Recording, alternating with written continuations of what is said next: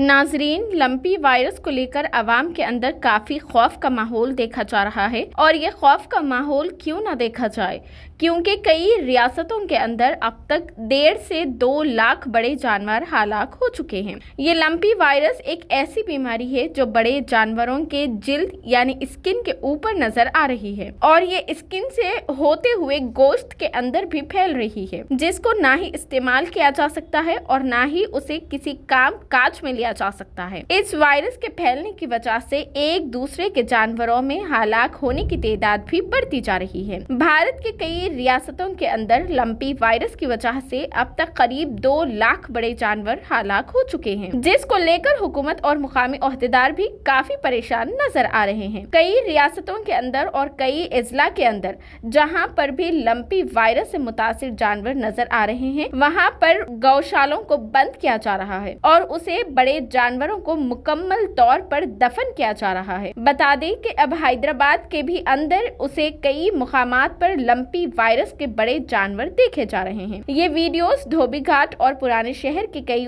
ऐसे इलाकों के हैं जहां पर गौशालों के अंदर लंपी वायरस के बड़े जानवरों को पाला जा रहा है। हमारी पुलिस और हुकूमत के जिम्मेदारान GHMC के आला ओहदेदारों से गुजारिश है कि जहां पर भी हैदराबाद में लंपी वायरस के जानवर नजर आए तो उन्हें यहाँ से दूर दफन कर दिया जाए या फिर उनके साथ कोई मामला किया जाए, ताकि अवाम के अंदर खौफ का माहौल खत्म हो सके और ऐसे गौशालाओं पर कड़ी नजर रखते हुए सख्त कार्रवाई की जाए।